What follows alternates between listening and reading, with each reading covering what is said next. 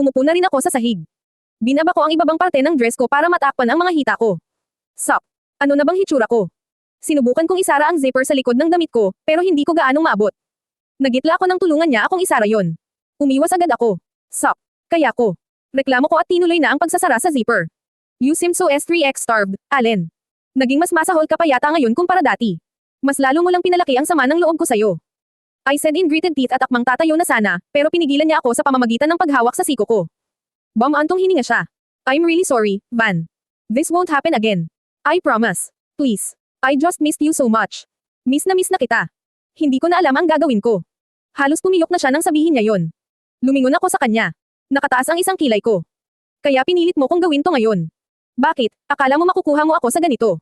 Akala mo bibigay ako? Well, surprise Allen, you're wrong. Hindi ka pa rin pala nagbabago. Ito pa rin ang alam mong paraan para makuha ang gusto mo. No, T, that's not true. Mula sa pagkakayo ko ay nagangat siya ng tingin sa akin. Van, I want to be honest to you. Tinitigan niya ako ng diretso sa mga mata. Hindi ako umiwas. Gusto niyang makipagtaitigan. Fine. Gusto kong malaman mo na nahihirapan ako sa ginagawa mo sa akin ngayon. Patuloy niya. Ayoko ng paraan ng pakikitungo mo sa akin. I'm trying my best yet you still act cold. I don't want you being like this. Sinasaktan mo ko. You pushed me to be like this, Allen. Napayuko na naman siya. I'm sorry. Ano pa bang gusto mong gawin ko? I already gave you the space you need. Hindi kita ginulo. Hindi pa ba sapat yun para mapatawad mo ko? Binalik niya ang tingin niya sa akin. Umiwas naman ako at tumingin sa ibang direksyon. Give me another chance. That's all I'm asking. Dagdag niya. I know it's hard for your part, but I swear hindi ko sasayangin.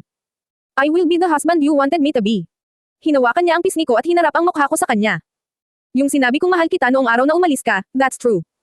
And I could say it to you again now if you want. Araw-araw kong sasabihin hanggang sa magsawa ka at patahimikin mo ko. Inabot niya ang kamay ko at inihaplos sa pisngi niya. Sup? Naglalambing na naman. I'm really sorry for what I did a while ago. Sorry kung napilit kita, o kung natakot man kita. You know the reason why I did it. Huwag mong ituloy ang annulment. Give me a chance to prove myself. I can't say I'm a better man now. Dahil ikaw lang ang makakapagsabi noon. Pero maniwala ka man o hindi, I tried to change myself. Just for you. So you could accept me again.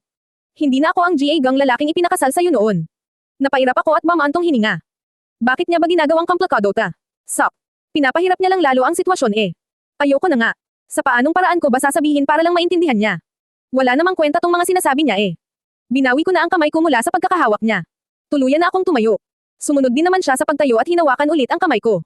Van, please. Gusto mo bang lumuhad pa ako sa harapan mo? I'll do it. Anything you want, Van. Just be mine again. Nilinggan ko siya. He looks so hopeless. Umiling-iling ako. You don't have to. Huminga ako ng malalim. I'm sorry, Allen. But it's gone. Wala na. I already fell out of love from the moment I left you. Kahit pigain mo pa ako ngayon, wala na akong pagmamahal na maibibigay sa'yo. Ubus na. Naibigay ko na lahat noon. Pero hindi mo pinahalagahan, di ba? Just set me free, Allen. Malulungkot lang ako kapag nanatili akong hawak-hawak ang apelyido mo. Buo na ang desisyon ko. I'm doing this. Babawiin ko na sana ang kamay ko, pero hinigpitan niya ang pagkakakapit doon.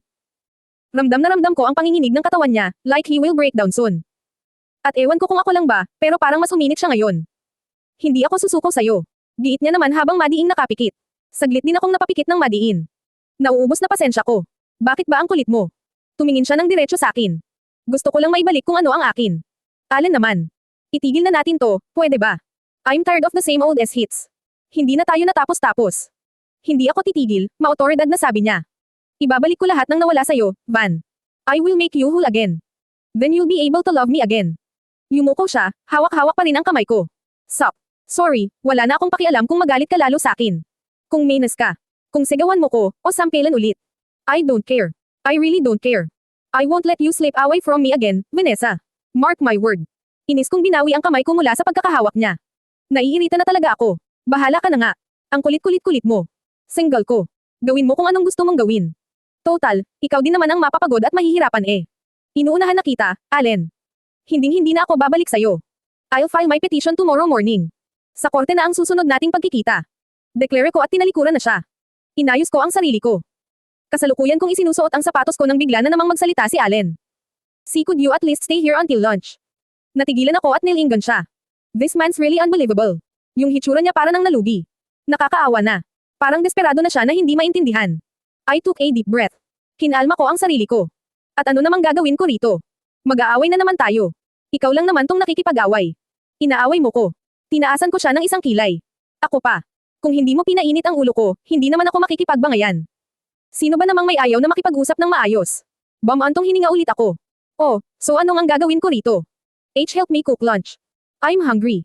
And I'm sick. Aba, ginawa pa akong katulong. If I know, may masama na naman siyang balak sa akin. Baka ikadina na nga niya ako this time para hindi na ako makahindi sa gusto niya. Inipit ko ang ilang hibla ng buhok ko sa likod ng tenga ko. Hindi pwede. Kailangan ko nang bumalik sa Ryusense. Kaninang umaga pa ako wala roon. Lumapit siya sa akin. Bahagya naman akong napaatras. Sige na, Van. Kahit ngayon lang. Spend some quality time with me. Kahit bago man lang tayo maghiwalay. Nanlaki ang mga mata ko. Nagulat ako sa sinabi niya. So. Pumapayag ka na. Bulalas ko. Hindi ako makapaniwala. Sumasang-ayon na siya sa annulment namin. Mabubunutan na rin ako ng tinek sa dibdib sa wakas. Hinintay ko siyang sagutin ang tanong ko, pero tumingin lang siya sa ibang direksyon. Parang biglang lumalim ang iniisip niya. Teka, wag niyang sabihing babawiin na niya agad ang sinabi niya. Nagkaroon naman ako ng pagkakataon na tingnan ng mas maayos ang tato sa may bandang collarbone niya. Kailan pa kaya siya nahilig sa tato? Hinaplos ko iyon. Napatingin naman siya sa parteng yun. It's my name. Vanessa. He had my name tattooed on his body. Why did you do this? Tanong ko, hindi pa rin tumitigil sa paghaplos. Bakit nagtataka ka pa? You're a part of me, Van. Kayang-kaya kong panuin ang katawan ko ng pangalan mo. Kung gusto mo, kaya kong ipaguhit ang mukha mo sa dibdib ko. I'm addicted. Napairap ako ng hindi sinasadya. Oh come on. Quit acting so sweet, honey. Hindi bagay sa'yo. Laban ko. Pero ewan ko kung bakit bigla siyang napangisi. Nagtari na nga ako. What? Tanong ko dahil parang mas lumapad yata ang pagngisi niya. You unconsciously just called me sweet. I gave him a bored look. Tapos saglit akong pumikit ng madiin. Bahala ka sa gusto mong isipin. Wala akong pakialam, pahayag ko at pinulot ko na ang bag ko at ang brown envelope na nahulog ko kanina sa sahig. Tinalikuran ko na siya at akmang pipihitin na ang doorknob nang magsalita na naman siya. Hinawakan niya pa ang siko ko. Sup, ano bang problema ng lalaking to? Pidgel ng pidgel. Hindi na ba ako makakaalis ng tuluyan? How about lunch? Gutom na ako. Nilinggan ko ulit siya. Nilaliman ko ang tingin ko. I said I can't. Yumuko siya. Inabot niya ang isang kamay ko at nilapat sa leeg niya. Sup, literal na ang init niya. Just for this time, Van. Pakiusap niya pa. Napaiwas ako ng tingin. At ngayon parang nagmamakaawa na naman siya sa akin.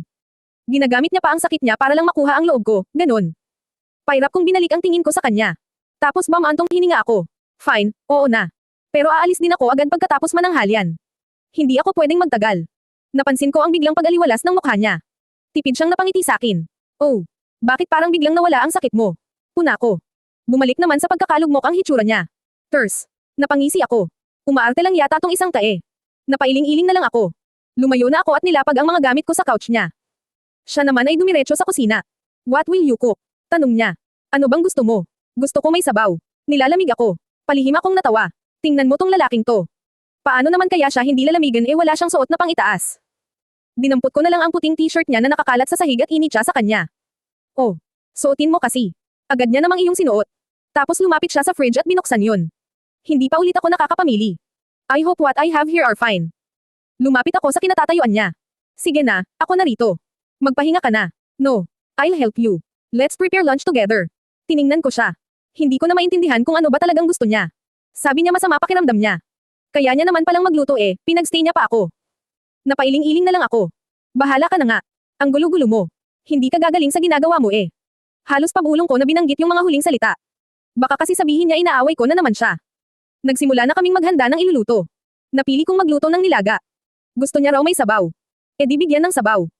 Kasalukuyan kong pinapalambot ang baboy, habang siya naman ay binabalatan ang mga patatas sa may counter. Paimpal ko siyang pinanood sa ginagawa niya. Napangisi ako sa sarili ko. Mabuti naman at kayanan niyang magluto ngayon. Marunong na siyang magbalat ng patatas ng maayos. Dati kasi naalala ko, nagpatulong akong magluto sa kanya dahil masama ang pakiramdam ko. Inutusan ko siyang magbalat ng patatas, kasi madali lang naman yun. Hindi siya mahihirapan noong that he doesn't cook. Kaso kahit simpleng pagbabalat, di niya kaya.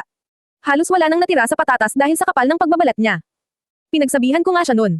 Sabi ko hindi ganun ang tamang pagbabalat. Kaso ayon, nagalit. Wag ko raw siyang turuan. Padubog niya pang binato yung patatas sa sahig sabay walkout. Nakakatawa siya. Ngayon, nag-improve na siya. Natutuwa ako kahit napapaano. Why are you lukang? Mali pa rin ba pagbabalat ko? Biglang tanong niya. Yun ang nagpabalik sa akin sa huwisyo. Nahuli na niya pala akong pinapanood siya. Napangiti ako at umiling-iling. Hindi.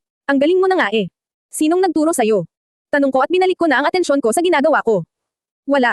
Ako lang. I need to learn or else I'll die in hunger. Buti naman. Oh, bilasan mo na dyan, kasi malambot na ito. Ang baboy ang tinutukoy ko. I'm done actually. Sagot niya naman sabay umubo. Agad ko siyang nilapitan at inagaw yung mangkok ng mga hilaw na patatas na nasa harapan niya. Huwag mong ubuhan yung gulay. Mahahawa ako sa'yo eh. Sito ko. Pero hindi naman ako masyadong seryoso roon. Just take your rest. Doon ka na sa kama mo. I'll just call you when it's ready. Mabilis lang to. Dagdag ko pa. Inirapan niya ako. Aba, bastos to ah. Para naman akong may malubhang sakit sa ginagawa mo sakin. I'm fine. I said I wanna help you cook. Giit niya pa. You're not fine, Allen. Kanina ka pa ubo ng ubo at singhot ng singhot dyan. Humiga ka na doon. Tatawagan na lang kita. Pagtataray ko. Inirapan niya lang ulit ako at tinungunan niya ang kwarto niya. Natawa na lang ako sa loob-loob ko. Susunod din naman pala, manghihirap pa. Wala pang kalahating oras luto na rin ang nilagang baboy. Hinanda ko na muna ang two-seater table niya. Naghain na ako ng kanin at lemon iced tea para wala na siyang problema, kakain na lang siya. I then glanced at my wristwatch. Kailangan alauna wala na ako rito. Hindi na ako pwedeng magtagal. Madami pa akong gagawin sa Rio Sense. Pinuntahan ko na siya sa kwarto. Bahagya ko siyang niyugyug para magising siya. Allen. Pagtawag ko pa. Pero ang hirap niyang magising. Nilapat ko ang likod ng kamay ko sa noo niya. Parang tumataas yata ang lagnat niya ah.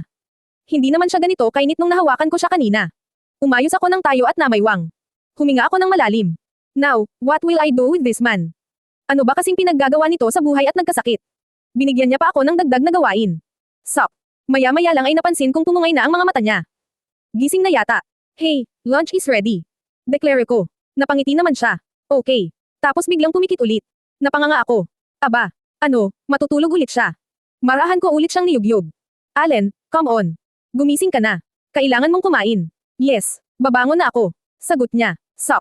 Babangon na raw. Nakapikit pa. Napailing-iling na lang ako at lumakad na palabas ng kwarto. Bahala ka dyan. Lalamag na yung sabaw mo. Ilang sandali lang ay narinig ko na siyang bumangon ng kama. Inunahan niya pa nga ako sa pagupo sa bangko. Bigla niyang hinilot ang gilid ng noo niya. Oh, masakit ulo mo. Tanong ko at umupo na rin sa upuan katapat ng kanya. Tumanggaw naman siya. Nagpakawala ako ng buntong hininga.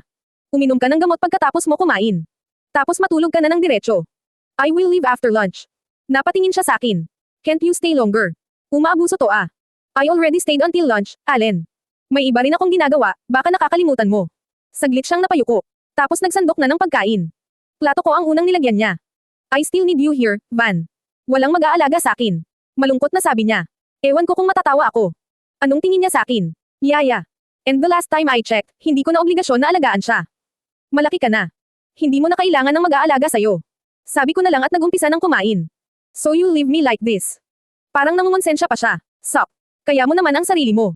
Please stay a little longer here, Van. Hanggang sa makapagpahinga lang ako. Then I'll be the one to drive you to Rio Sense. Napatigil ako sa pagkain at sumandal sa upuan. Ang gulo talaga ng taong to. Kanina sabi mo hanggang lunch lang. Ngayon hanggang sa makapagpahinga ka na. May balak ka pa bang pauwiin ako?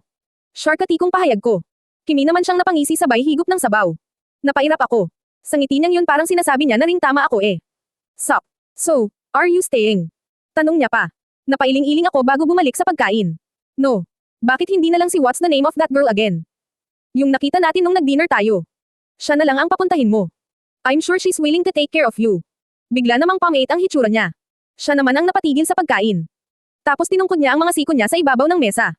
What? Tanong ko. Ang lalim kasi ng titig niya sa akin. Are you talking about Cindy? Oo. Siya nga. I don't like her. Okay. Wag mo kong asarin sa kanya. Natawa ako. Hindi ako nang aasar. It was just a suggestion. You're jealous of her. Hinuhuli mo ba ako, Vanessa? Mahanjing pahayag niya. Tinaasan ko siya ng isang kilay. Nagpapatawa yata siya. And why would I be jealous? Wala akong pakialam kung magsama kayong dalawa. I would even be happy for you. Right.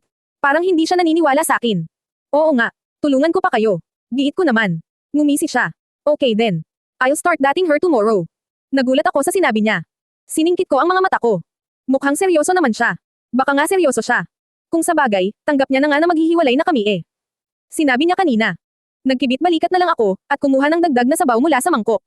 Van. Biglang pagtawag niya. Hindi ko siya nililinggan. Abala lang ako sa pagsubo. I was just joking. Don't worry, I won't date other women. Inangat ko ang tingin ko sa kanya. Okay lang naman kahit tutuhanin mo eh. I don't care. Really. Kumunat ang noo niya. Tapos nun, matagal na ulit bago siya nagsalita.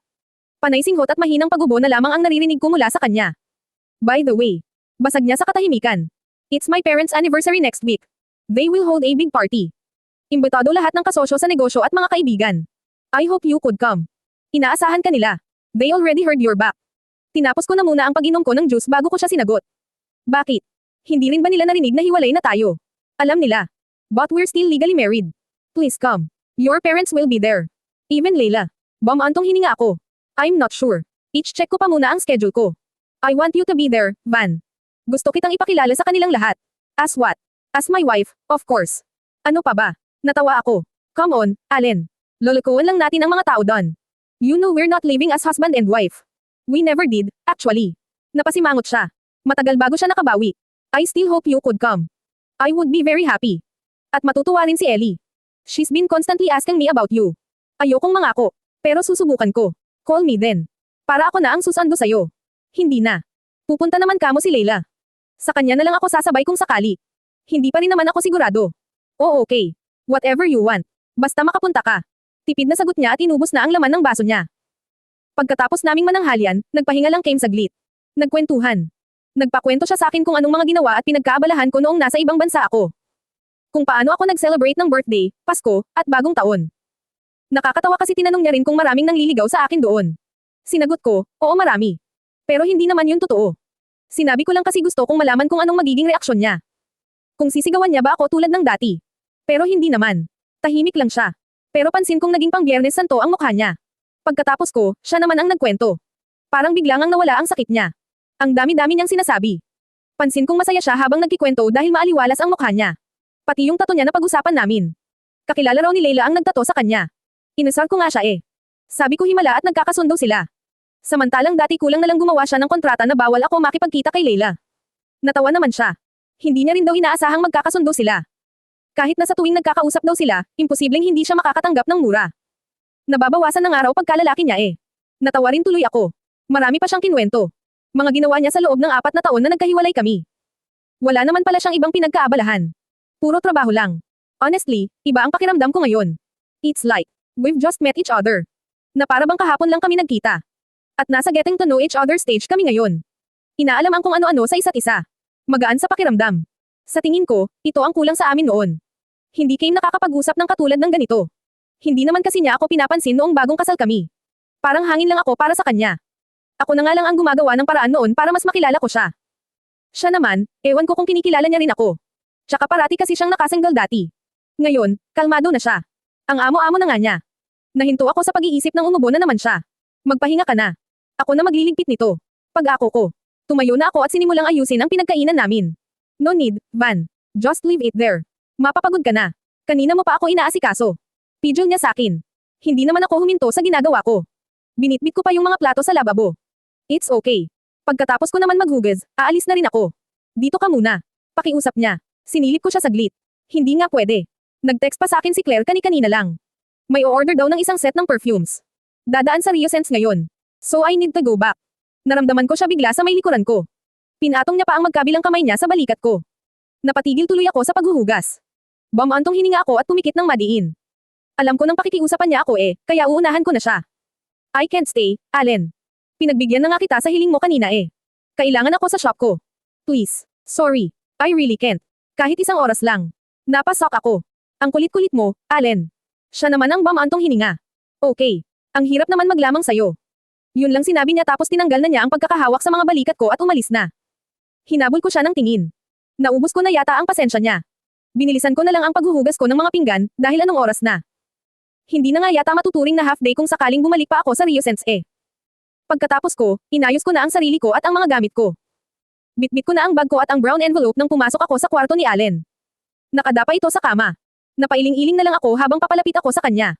Magpatunaw ka muna bago ka matulog. Sabi ko. Pero hindi niya ako pinansin. Pinilig niya pa nga ang ulo niya paarap sa kabilang side para yata hindi ako makita. Napaikot na lang ako ng mga mata. Aalis na ako.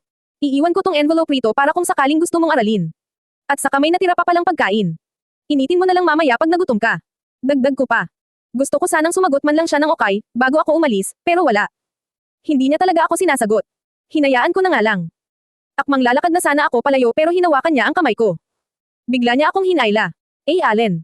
Impit akong napatili kasi nawalan ako ng balanse dahil sa suot kong heels. Napaupo tuloy ako sa bandang ulunan ng kama. Nabitawan ko pa bag ko at yung envelope. Tatayo na rin sana agad ako, pero laking gulat ko nang humiga siya sa kandanggan ko. Niyakap niya pa ang isang braso niya sa bewang ko. Napatingala na lang ako sa kisame at nagpakawala ng malalim na hininga. Diyos ko naman. Hindi niya ba talaga ako papaalisin? Sinubukan kong ang tanggalin ang kamay niya, pero ayaw niya. Siniksik niya pa ng maigi ang mukha niya sa bandang puson ko na para bang ayaw niya akong makatayo. Sup, Allen naman. I need to go. Tatawagan na lang kita kung gusto mo. Kailangan ko nang bumalik sa shop. Mata-traffic na ako oh. Anong oras pa ako makakarating doon? Sabi ko pero parang wala siyang narinig. Sup, I'll call you. O babalikan na lang kita bukas. O sa susunod na araw. Basta kung kailan ako libre. Kailangan ko nang umalis.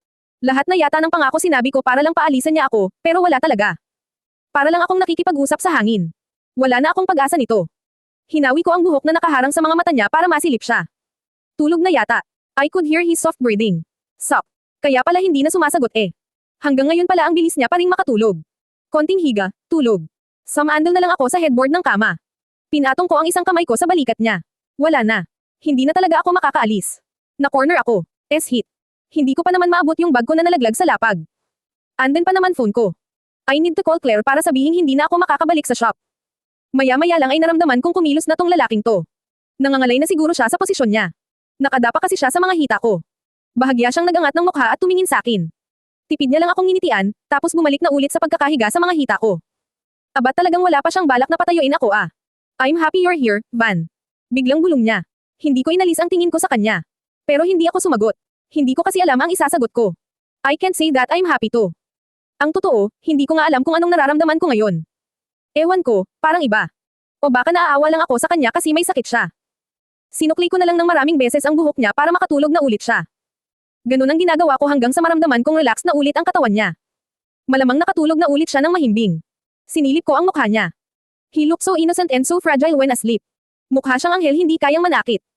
Habang pinapanood ko nga siyang matulog, ni hindi ko ma-imagine na ang lalaking to ang dahilan ng mga paghihirap ko noon. Na nagawa niya akong pagbuhatan ng kamay, at paiyakan gabi-gabi. Na siya ang dahilan kung bakit ganito ako ngayon. I shook my head and cleared my mind. Ano ba tong mga pinag-iisip ko? Sup. Sinandal ko na lang ang ulunan ko sa headboard ng kama at pumikit. Parang nakakaramdam na rin ako ng antok. Nagising ako nang marinig kung tumutunog ang cellphone ko. Nang tumigil ito, at saka ko lang naisipan na magdilat ng mga mata. Tinatamad akong sagutin dahil medyo inaantok pa ako. Mukhang napasarap ang tulog ko. Sinilip ko naman agad si Allen na ngayon ay katabi ko na sa kama. Ang himbing pa rin ng tulog niya. Ang sarap pa nga ng pagkakahiga niya sa ibabaw ng dibdib ko. Nakayakap pa siya sa bewang ko na para bang kahit anong oras mawawala ako. Hinaplos ko ang noo niya para ma-check kung may lagnat pa siya. Medyo mainit pa rin siya, pero hindi na katulad ng kanina.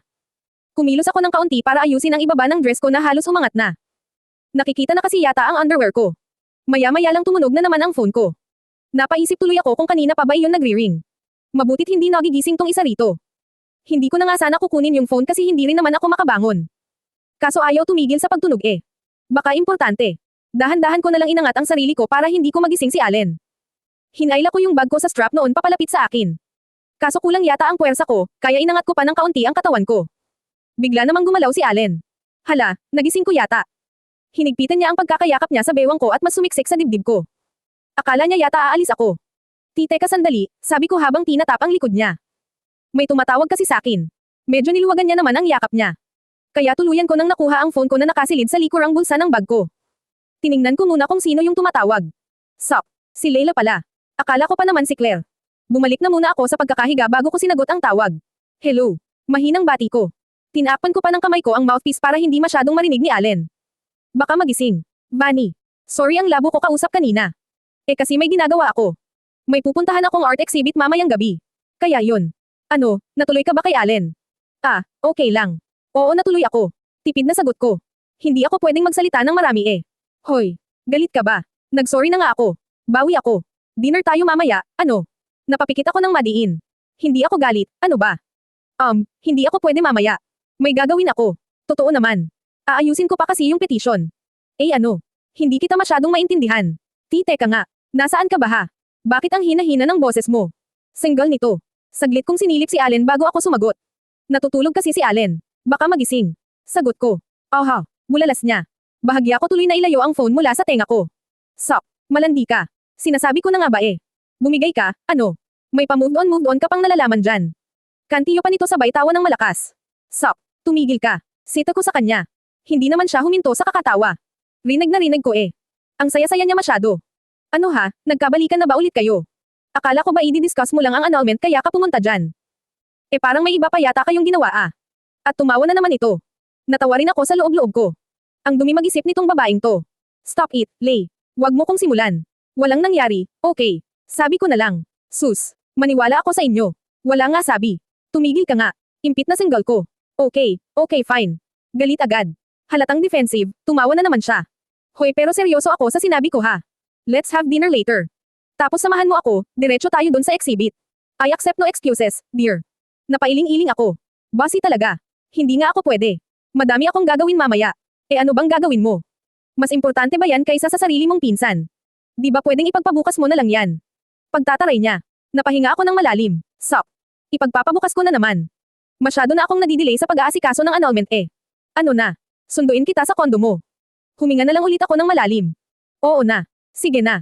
Ang kulit mo. Para kang si Allen. Okay. Great. O sige na, bye-bye na. Okay, bye. Ibaba ko na sana ang phone, pero humabol pa ulit siya. Bunny. Oh. Nakailang round kayo. Asar nito sabay halakhak. Zay. Pagsuplay na ko at tuluyan ng binaba ang tawag. Bastos talaga yung babaeng yun. Saan niya naman kaya natutunan yun? Sup. Siguro may lalaki na yun ngayon, hindi lang nagkikwento. Malihim yung babaeng yun eh. Napailing na lang ako at pinatong na ang phone ko sa katabing maliit na mesa. Who's that? Biglang tanong ni Allen. Nagitla nga ako.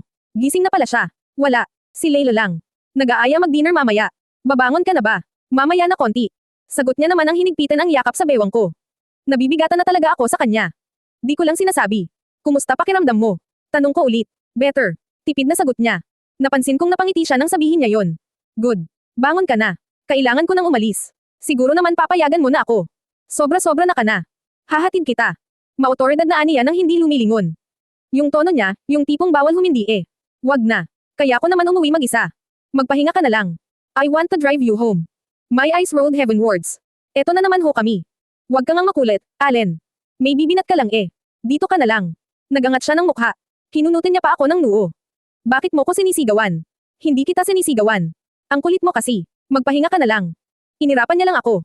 Maya-maya lang ay umalis na siya sa pagkakahiga sa ibabaw ng dibdib ko, at umupo na sa kama. Nakahinga naman ako ng maluwag. Ang bigat niya. Nahirapan tuloy ako huminga. Tumayo na ako mula sa kama. Paimpal akong naginat. Nang alay katawan ko dun. Inayos ko na ang mga gamit ko at ang sarili ko. Nagsuklay ako ng buhok at nagsuot na ng sapatos. Napansin ko siyang pinapanood lang ako. Kailan ulit tayo magkikita? Biglang tanong niya. I don't know. Babalitaan na lang kita. Makikipagharap pa ulit ako sa abogado eh. Hindi tungkol doon ang sinasabi ko. Sinilip ko siya. Malungkot na naman ang mukha niya. Napabuntong hininga na lang ako. Akala ko ba okay na sa'yo na maghiwalay tayo? Hindi ko nakalimutan ang sinabi mo sa akin kanina ha. Pupuntahan kita sa Rio Sense bukas. Then we'll have dinner together. Then I'll drive you home. Pag-iba niya sa usapan. Di ko na lang pinansin. Binitbit ko na ang shoulder bag ko. Tumayo ako ng tuwid sa harapan niya. You don't have to do those things, Allen. Ayoko nang naoobliga kang gawin ang mga bagay na yon. Let's just live the way we lived noong magkahiwalay tayo. Hindi natin kailangang umaktong ganito. You understand. I want no commitments. No obligations. Paano kung gusto kong gawin? Babawi ako sa'yo. Hindi na kailangan. Tipid kong sagot. Kumunat ang noo niya. I can't understand you, Van. Akala ko okay na tayo. Bakit tinutulak mo pa rin ako palayo? I'm just doing what is right. At saka isa pa, nakiusap ka lang sa akin na bantayan ka at ipagluto ng tanghalian dahil may sakit ka. I just did you a favor, Allen. Huwag mong bigyan ng ibang meaning yon. Malumanay na sagot ko. Ginasto mo rin naman yon.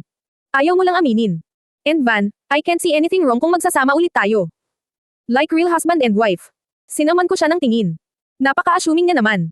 Nagmagandang loob na nga ako sa kanya. Di 4 million. Pinapainit na naman niya ulo ko.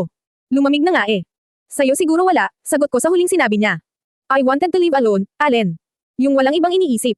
Yung walang ibang taong pinuproblema. Let's get this over and done. We could be friends if you want. At ewan ko kung bakit ko nasabi yon. Natawa siya sa narinig niya. Umiling-iling pa siya. Friends.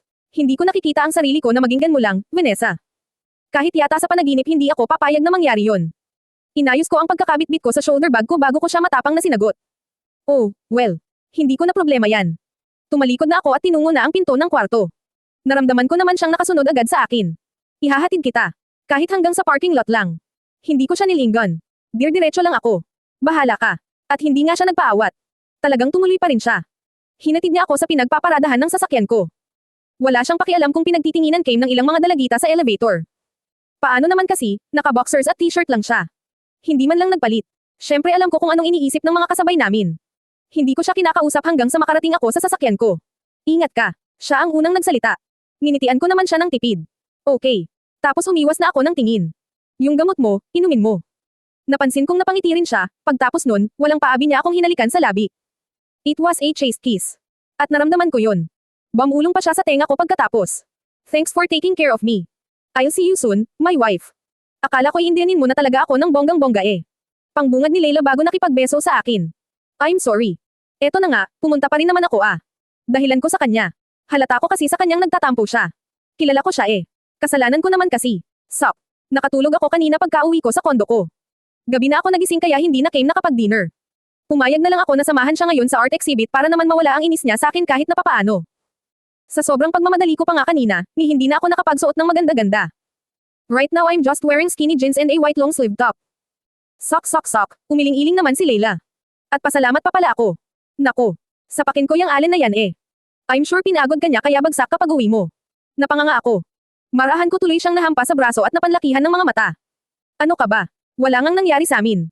Pabulong ko lang sininghal sa kanya kasi maraming tao sa loob ng tent kung saan ginaganap ang exhibit. Baka mamaya may makarinig pa sa akin. Inikutan niya lang naman ako ng mga mata. Tapos nagsimula na siyang maglibot-libot. Sumunod naman ako. Sus, Bunny. Lokohin mo lelang mo. Wala raw. Hindi nagsisinungaling. Sus, Bunny, lokohin mo lelang mo. Wala raw. Hindi nagsisinungaling ang katawan. Pahayag niya habang hinahanda ang digital SLR niya. Nangunot naman ang noo ko. Anong katawan? Napatigil siya saglit sa paglalakad at tumuro sa leeg ko. Oh, ano yan? Kagat ng lamok. Ang laking lamok naman yan. Alam ko pangalan ng lamok na yan. Allen ba, ha? Tumawa pa siya. Yung tawa na nakakainis. Dali-dali ko namang kinuha ang salamin ko mula sa handbag ko at tiningnan ang leeg ko. Hit. Saglit akong napapikit ng madiin. I've got a love bite. D4 million. Bakit hindi ko to napansin kanina noong naliligo ako? Ang malas pa dahil pinusod ko ang buhok ko. Kitang-kita tuloy. Nakakahiya. Wala raw. Narinig kong bulong pa ni Layla, tapos nagumpisa na siyang kumuha ng mga litrato. Binalik ko na ang salamin ko sa bag ko. Tapos tinabihan ko siya. Hoy, wag kang mag-isip ng kung ano-ano. Wala ngang nangyari. Tumawa siya. Kaya pala bagsak ka ha. Napagod kayo. Kantiyo niya pa. Siniko ko siya. Tumigil ka na. Baka may makarinig sa'yo, ang daming tao. Kumuha siya ng isa pang litrato bago nilaipat ang tingin sa akin. Ang dayo mo. Bakit ba ayaw mong aminin sa akin? Ano bang tingin mo sa akin, teenager? Wala naman akong pakialam kung magyugyugan kayo dyan sa kondo niya buong araw eh. Pero ano ba, nagkabalikan na ba kayo ulit? Ha, pinatawad mo na ba siya? Siniko-siko niya pa ako na parang dalagitang nantutokso. Abatsin naman ko nga ng tingin. Wala akong balak makipagbalikan sa kanya. Tigilan mo nga ako. Wala. Anong plano mo? S3X lang ganun. Painit lang ng katawan. Gaga ka. Mabuntis ka dyan, laking tuwa ko. Mabilis ko siyang hinaampas sa braso. Ang lakas kasi ng pagkakasabi niya. Ano ba? Tumahimik ka nga, ang lakas ng boses mo. Sita ko sa kanya. Nakakahiya tong babaeng to. Napalingon tuloy ako sa palagid ko. Napansin kong may isang couple na natawa sa amin. Sup. Binalik ko na ang tingin ko sa pinsan ko. Walang nangyari, okay. Muntik lang. Buti napigilan ko sarili ko. Diin ko sa kanya. Okay. Sagot niya na lang pero alam kong hindi siya kumbinsido sa sinabi ko. Hinayaan ko na lang siya. Hindi ko naman siya kailangang pilitin kung ayaw niyang maniwala. Inenjoy ko na lang ang pagtingin-tingin sa mga nakadisplay na paintings. Ang totoo, hindi ako mahilig magpunta sa mga ganitong klase ng events. Hindi rin naman kasi ako pinapayagan ni Allen dati. Bilang na bilang ko nga kung ilang beses lang ako nakapunta sa mga art exhibits. Si Layla lang ang nagsasama sa akin. Siya ang mahilig sa mga ganito. Layla works as a freelance photographer, isang bagay na hindi sinasang-ayunan noon ng pamilya niya. Kaya nga rin siya bumukod. Gusto niyang gawin ang gusto niya eh. Ako nakasuporta lang naman. Kahit na medyo nanghihinayang ako, dahil matalino naman siya at sayang nga naman talaga ang pinag-aralan niya. Kaso wala eh. Ayaw niya raw ng office work, tulad ng ginagawa ng mga magulang niya at kapatid niya. She finds it boring. Hindi niya raw nakikita ang sarili niyang nakaupo lang at nakatutok sa tapat ng computer. Ito yung gusto niya. Yung nagpupunta sa iba't ibang lugar. Mabuti nga't nagkaayos na sila ngayon ng pamilya niya. Legal na niyang nagagawa ang mga gusto niya. Hindi naman niya naikwento sa akin ng buo kung paano sila nagkabati na pamilya, basta okay na raw sila. Hindi naman kasi siya mahilig magkwento ng mga ganoong bagay eh. Napatigil came ni Layla sa isang nakadisplay na oil painting. Maraming tumitingin at kumuha ng litrato dito, including my cousin, kaya nakitingin na rin ako. Imahe ng isang nakahubad na babaeng mataba ang nasa painting. Humanga ako sa talino ng pagkakagawa kaya hinanap ko yung pangalan ng artist sa ibabang parte ng frame. Carla Say Robles. Napangiti ako sa loob-loob ko. Marami akong kakilalang Robles, pero isa lang ang taong tumatatak sa isip ko. Si Zian. Bigla ko tuloy siyang naalala. Hindi ko na siya nakita pagkatapos noong araw na nag-follow siya sa akin. Wala na rin akong balita sa kanya. Kumusta na kaya siya? Nabigla naman ako nang higitin ako ni Layla sa braso paatras. Pinakita niya sa akin yung kuha niya sa painting. Hey look, ang ganda nito oh. Gusto kong makilala yung artist. Baka pwede kong kuhaan lahat ng gawa niya. Maybe she's here. Bakit di mo itanong kung nasaan siya? Suhestyon ko sa kanya. Tumanggaw tango naman siya. Ay oo nga, dakila ka talaga. Sige, magtatanong lang ako sa organizer.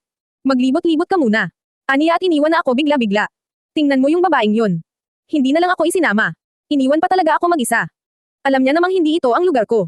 Sup, napailing-iling na lang ako. Lumayo na lang din ako para magtingin-tingin sa iba. Hindi naman kalakihan itong tent.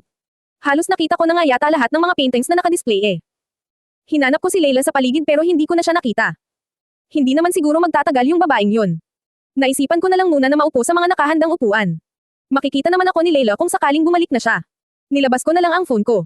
Naalala ko kasing hindi ko pa pala natatawagan si Claire. Makikibalita ako dahil hindi na nga ako nakabalik sa shop kanina. Magdadial na sana ako sa phone ko nang biglang may umupong lalaki malapit sa kinauupuan ko.